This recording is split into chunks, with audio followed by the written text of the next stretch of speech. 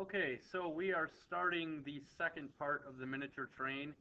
The first one, I had the print opened up and I was referencing the print and going back and forth and showing you how to dimension off of a print with using the extension lines and the dimension lines being the ones with the arrows, extension lines being the ones that extend off of the part.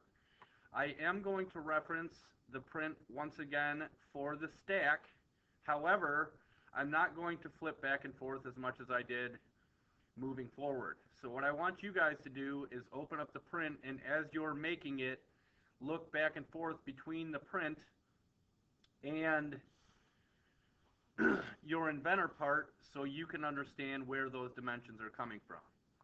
Now, the stack, when you see something like the stack here, okay, these diagonal lines here, this is called a section view. And normally when um, a picture gives you a section view, that's showing you how to make the part.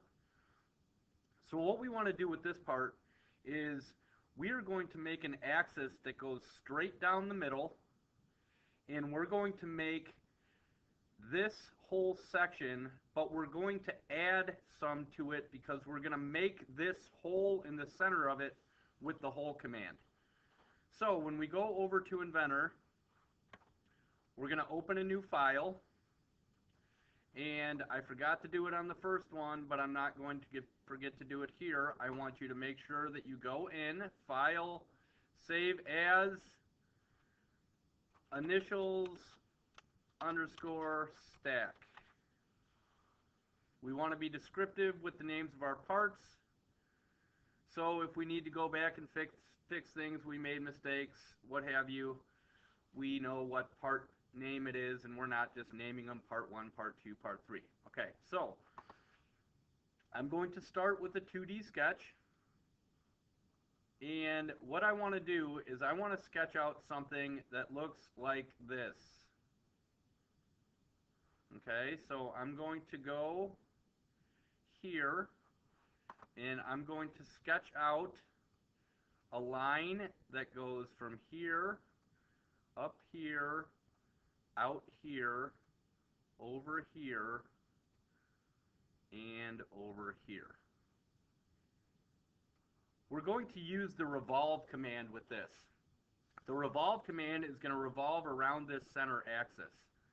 So what we want to do first is we want to give this the overall height, and then we're going to start to do our smaller dimensions. So if I go ahead and lay all these out, the dimensions that I want, it's easier just for me to go back and double click. So now I know the 3 that I need. So I can come back here and I can look, and I know that I need 1.75 for my overall height, then a 1.5, then a 0.25. If I give it the 1.75 first, then I have the overall height, and it makes it easier for me to give it these smaller dimensions.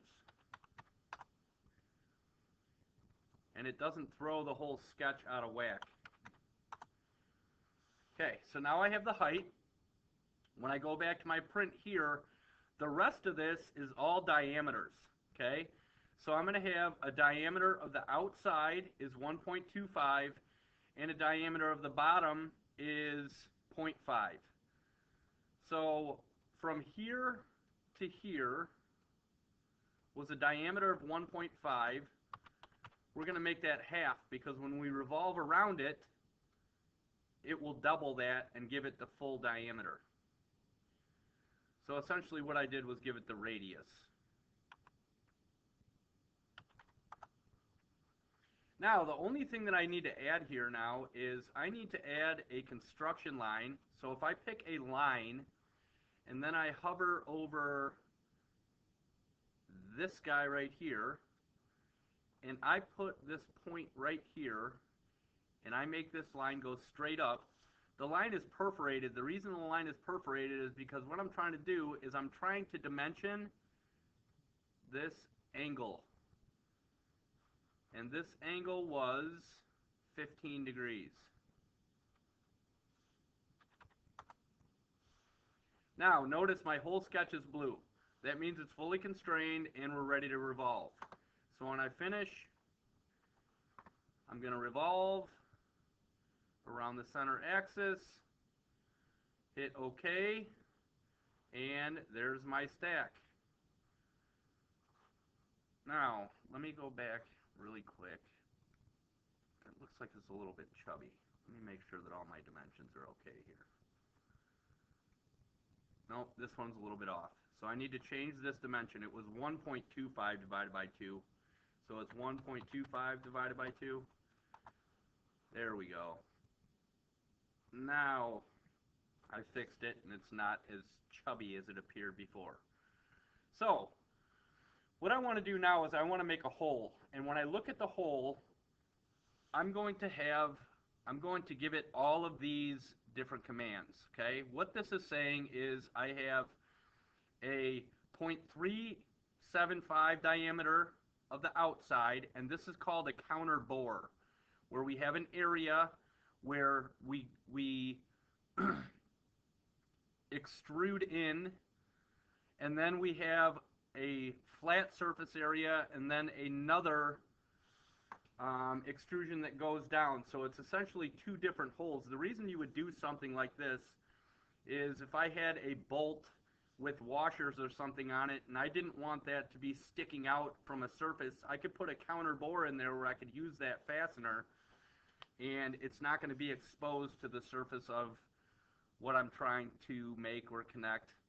So I want 0.375 with a depth of 1.5, and then my counter bore is 0.875 with a depth of 0.375. So from here to here is an 0.875 diameter, and the distance of the depth is 0.375. From here to here, that's a 0.375 diameter with a depth of 1.5. So when I go to my hole command on Inventor, I'm going to click hole, and we have a circle here. So in my placement, I want to pick concentric. Then I can pick on here. Now it's not directly in the center until I pick an edge to center it. Once I pick that edge, concentric means it centers that hole directly in the center. Now this has a flat surface at the bottom, so I don't want a drill point on it. And I want to make a counter bore.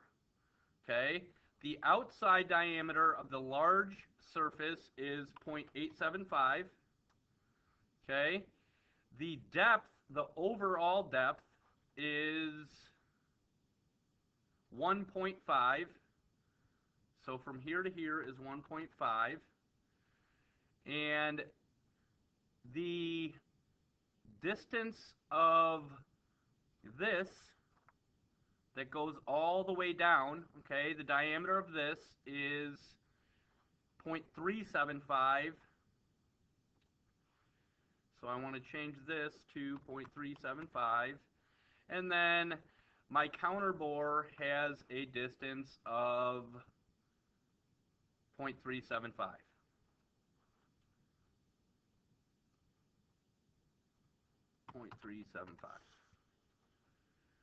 Apply, and there we go. Counter bore right in the middle of the stack. This part is now complete. Okay, if you want to start changing the colors, I don't care what color you make these, okay? But I don't want it to be all gray. You can make it whatever color you want, but just get somewhat creative with it. So if you want to go in here and let's say you want to make it storm colors or whatever color, Chicago Bears colors, and you want to make it orange and blue, I don't really care. Just get in the habit of changing the colors of your parts so you get a little creative. Okay? Then we want to go and we want to save our part, and the stack is complete.